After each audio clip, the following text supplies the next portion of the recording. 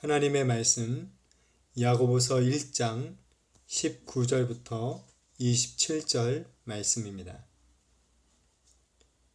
내 사랑하는 형제들아, 너희가 알지니 사람마다 듣기는 속히 하고 말하기는 더디하며 성내기도 더디하라. 사람이 성내는 것이 하나님의 의를 이루지 못함이라. 그러므로 모든 더러운 것과 넘치는 악을 내버리고 너희 영혼을 능히 구원할 바 마음에 심어진 말씀을 온유함으로 받으라. 너희는 말씀을 행하는 자가 되고 듣기만 하여 자신을 속이는 자가 되지 말라.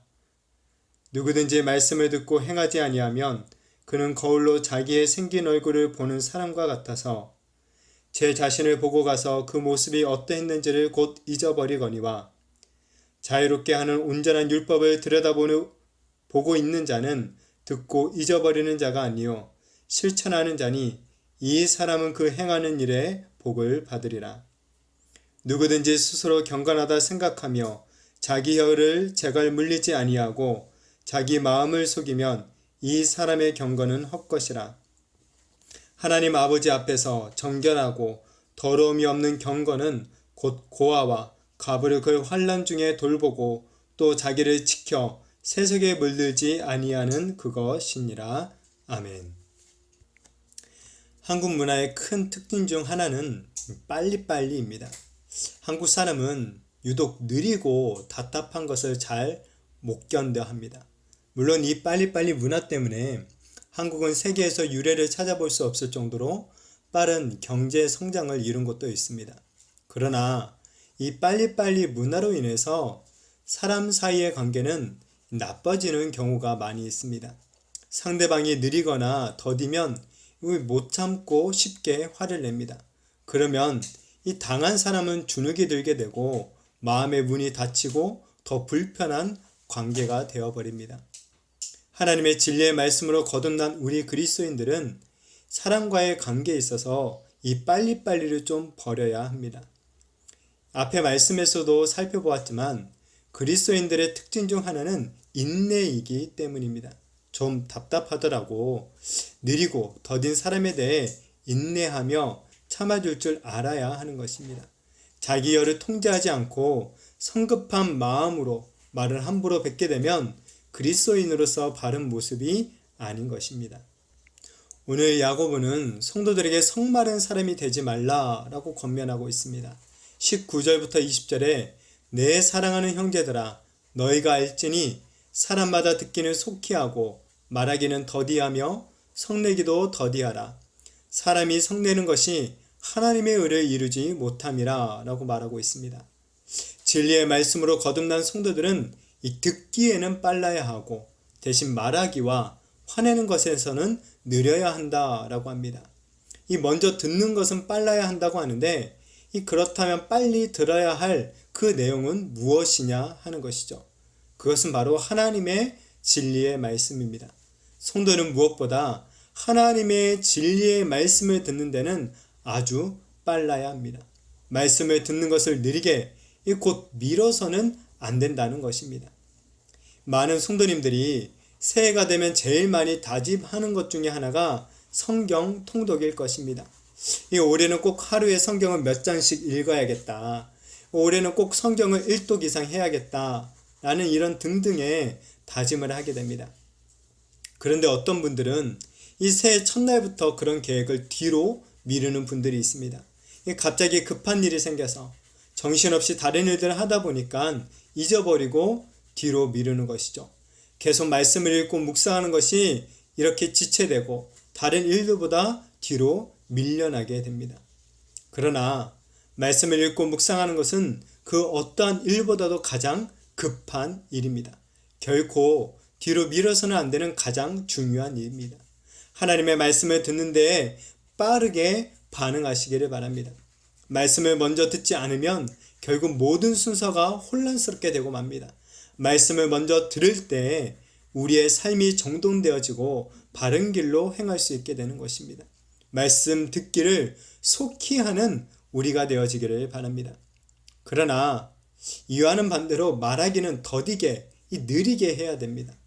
말하기를 빨리 하면 실수가 많아질 가능성이 큽니다.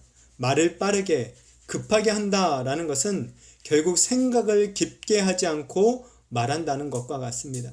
어떤 충분한 고민과 사고 없이 그냥 내 느낌과 감정에 따라 말하는 것이죠. 그렇게 되면 말에 실수가 생기게 될 뿐만 아니라 이 화를 표출할 가능성이 많게 됩니다. 그래서 바로 이어서 화내기도 더디하라 라고 권면하고 있는 것입니다. 이렇게 말을 빨리 하며 화를 빨리 내게 되면 듣는 상대방의 마음에 상처를 주게 되고 관계가 불편해지게 되는 것입니다. 무엇보다 화를 급하게 내는 것이 치명적인 이유는 화를 내는 우리 자신이 하나님의 의를 이루지 못하기 때문입니다. 하나님이 우리를 진리의 말씀으로 낳으신 이유는 우리로 하나님의 성품을 잘 드러내는 그런 자녀가 되기를 원하시기 때문입니다. 우리는 하나님의 백성, 하나님의 자녀로서 마땅히 하나님 아버지의 의로운 성품, 선하신 성품을 드러내야 합니다. 그러나 급하게 화를 내는 것은 결코 하나님의 의를 드러낼 수 없는 모습인 것이죠. 모세가 가나안 땅에 들어가지 못한 결정적인 이유도 바로 이 화 때문이었습니다.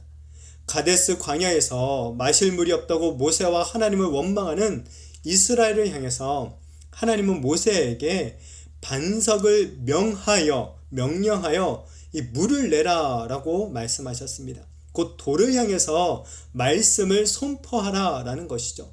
그런데 모세는 이 이스라엘 백성들 앞에서 화를 내면서 반석을 지팡이로 2번 내리치게 됩니다.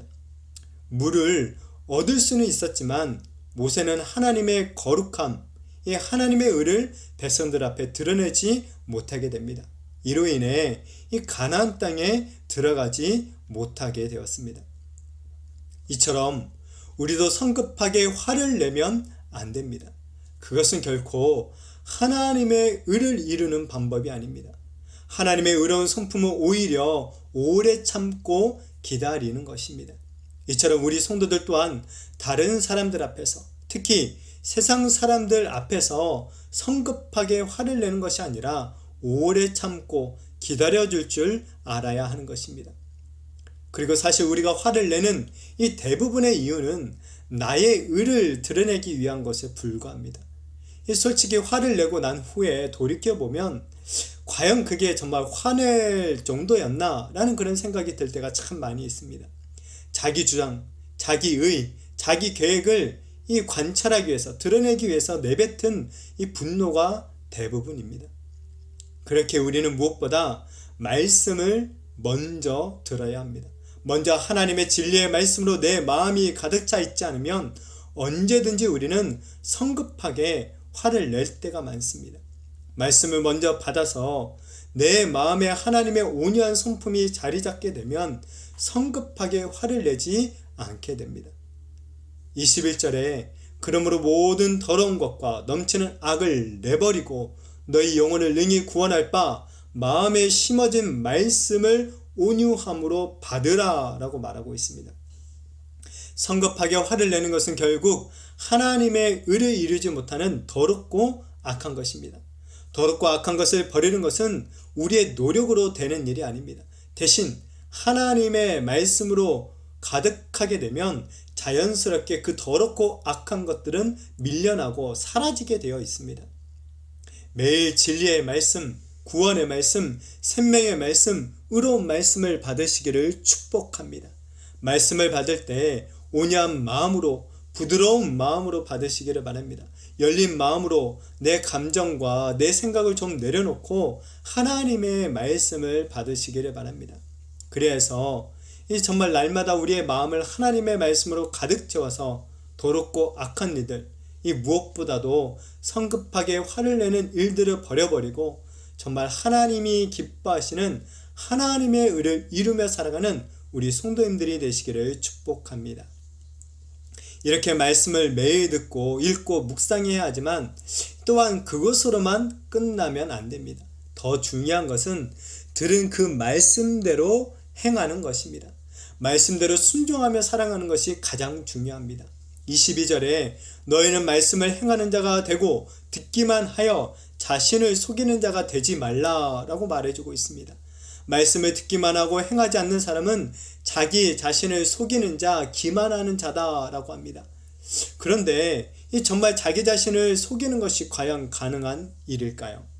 이에 야고보는 한 예를 들어주고 있습니다. 23절부터 24절에 누구든지 말씀을 듣고 행하지 아니하면 그는 거울로 자기의 생긴 얼굴을 보는 사람과 같아서 제 자신을 보고 가서 그 모습이 어떠했는지를 곧 잊어버리거니와 라고 말해주고 있습니다. 이 요즘은 거울이 선명하지만 이 당시의 거울은 청동 거울이었습니다. 선명하지 않고 희미하게 자신의 모습을 볼 뿐이었습니다. 여하튼 거울을 통해 자신의 모습을 보았는데 그것을 금방 잊어버린다고 합니다. 거울을 보면서 내 얼굴이 깨끗한지 묻은 것은 없는지 이상한 점은 없는지 봐놓고서 돌아서서 이 자신의 그런 상태를 금방 잊어버리게 되는 것이죠. 거울에서 벗어나면 이 거울에 비친 자신의 모습이 사라지는 것처럼 잊어버린다라는 것입니다. 거울을 본 아무런 의미가 없게 되는 것이죠. 이게 바로 말씀을 듣고도 행하지 않는 사람의 태도라는 것입니다. 결국 말씀을 듣기만 하고 행하지 않으면 아무런 소용이 없다라는 것입니다. 분명 이 말씀에서는 성급하게 화를 내지 말라고 했는데 아침에 그 말씀을 들어놓고는 이 회사에 출근하자마자 아래 직원에게 화를 낸다면 그것은 사실 말씀을 듣는 것이 아니죠. 말씀을 들은 아무런 의미도 소용도 없는 것입니다. 이렇게 말씀을 듣기만 하고 행하지 않는다면 그 사람은 하나님이 약속하신 복을 받을 수 없게 됩니다. 25절에 자유롭게 하는 온전한 율법을 들여다보고 있는 자는 듣고 잊어버리는 자가 아니요 실천하는 자니 이 사람은 그 행하는 일에 복을 받으리라 라고 말해주고 있습니다. 우리는 단순히 자기 만족을 위해서 말씀을 듣는 것이 아닙니다. 바로 말씀대로 살기 위해서 듣는 것이죠. 말씀대로 행하며 하나님의 복을 받기 위해 듣는 것입니다. 우리가 받을 하나님의 복은 생명의 면류관입니다. 곧 영원한 생명을 위해 우리는 말씀대로 행하는 자가 되어야 하는 것입니다. 말씀만 듣고 행하지 않는 자들의 그 대표자들이 누구였습니까? 바로 바리새인들이었습니다. 이들은 말씀을 잘 알고 있었습니다. 어디에 무슨 말씀이 있는지 다 꿰뚫고 있을 정도로 말씀에 관해서는 박사들이었습니다. 그러나 문제는 무엇이었습니까? 바로 말씀대로 살지 않았다는 것입니다. 현대 우리 기독교가 세상에서 손가락질을 받는 이유 중 하나도 바로 여기에 있다고 생각되어집니다. 많은 성도님들이 교회에서 하는 각종 프로그램에 참여해서 말씀을 듣고 배웁니다. 그만큼 이 성경 지식은 많아지고 높아지는 데 반해 삶이 따라주지 않는 것입니다. 말씀은 많이 아는데 이 말씀대로 실천하는 것은 현저하게 적다는 것이죠. 급하게 성내지 말라는 말씀 하나도 제대로 실천하지 못하니 이 세상의 손가락질을 받을 수밖에 없는 것입니다. 원하기는 말씀을 행하는 자, 말씀대로 살아가는 우리가 되어지기를 축복합니다. 말씀을 많이 듣고 알고 배우는 것도 참 중요하지만 그에 먹지 않게, 아니 더 중요한 것은 그 들은 말씀대로 실천하는 것입니다. 실천하지 않는 말씀은 아무런 유익이 없습니다. 오늘 단 한 가지의 말씀만이라도 그대로 실천하며 살아가는 우리가 되어지기를 바랍니다. 그래서 말씀대로 실천하는 우리의 삶의 모습을 통해 세상 가운데 하나님의 의가 드러나게 되며 결국에는 생명의 면류관이라는 복을 얻게 되는 우리가 되어지기를 축복합니다. 그러면서 야고보는 참된 경건에 대해서 이야기합니다. 26절부터 27절에 누구든지 스스로 경건하다 생각하며 자기 혀를 재갈 물리지 아니하고 자기 마음을 속이면 이 사람의 경건은 헛것이라. 하나님 아버지 앞에서 정결하고 더러움이 없는 경건은 곧 고아와 가부를 그 환난 중에 돌보고 또 자기를 지켜 세속에 물리지 아니하는 그것이니라 라고 말해주고 있습니다. 헛된 경건과 이 참된 경건이 대조를 이루고 있습니다. 헛된 경건의 특징은 무엇입니까? 스스로 경건하다고 생각하고 함부로 입을 놀리는 것입니다. 이 헛된 경건의 모습을 가졌던 대표적인 자들이 바로 바리새인들이었죠. 그들은 스스로 자신들이 하나님 앞에서 경건한 자들이다 라고 생각했습니다. 그리고 예수님을 향해 그들은 거침없는 말들을 쏟아냈었음을 우리는 볼 수가 있습니다. 이들의 경건에는 하나님을 향한 사랑의 마음이 없는 단지 자신을 드러내기 위한 도구에 불과했던 것이죠. 이들은 자기 스스로 기만하고 있었던 것입니다. 자기들 스스로 하나님 앞에서 자기들만큼 의롭고 경건한 자가 없다고 스스로 착각하고 기만했던 것입니다. 그러나 참된 경건은 그렇지 않습니다. 하나님 아버지 앞에서 정결하고 더러움이 없는 참된 경건은 자기 자신을 의롭다고 경건하다고 생각하지 않는 것이죠. 하나님 앞에서 자기 자신을 낮추며 하나님의 은혜가 없이는 제대로 설 수 없는 자임을 먼저 인정하게 됩니다. 나아가 고아와 가부를 환난 중에 돌봅니다. 가난하고 연약한 자들을 향해 하나님 아버지의 마음, 하나님의 성품을 품고 다가가는 것입니다. 긍휼과 사랑, 자비와 인자한 마음으로 그들을 돌보며 도와주는 것입니다.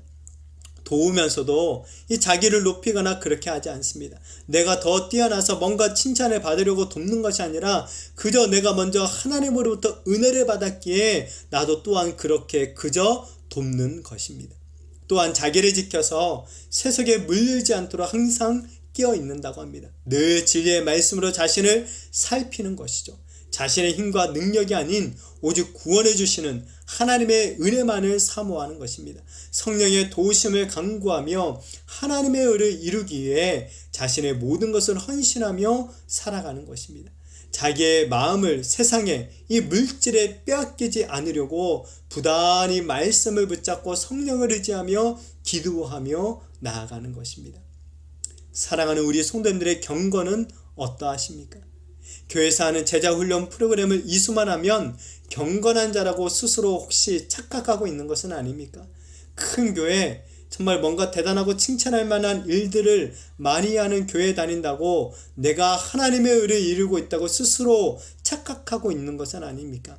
정작 그러면서도 내 아이 하나에게도 성질이란 성질은 다 부리고 회사에서도 동료와 후배들에게 있는 소리 없는 소리 다 한다면 그게 과연 경건한 자고 하나님의 의를 이룬다고 말할 수는 없을 것입니다. 스스로 속이지 말기 바랍니다. 경건은 우리가 어떤 프로그램을 이수했느냐에 달린 것이 아니라 우리가 얼마나 말씀을 받고 그 말씀대로 행하고 있느냐에 달려 있는 것입니다. 진정으로 경건한 자는 하나님의 의를 이루면서 살아갑니다. 나를 사랑하는 것에서 벗어나서 하나님과 이웃을 사랑하는 삶을 살아가는 자인 것입니다. 정말 이 참된 경건의 소유자들이 되어지기를 축복합니다. 그리하여서 말씀을 듣고 그대로 실천함으로 말미암아 하나님이 주시는 영원한 생명의 복을 온전히 누리게 되는 우리 모두가 되어지기를 예수님의 이름으로 축복합니다.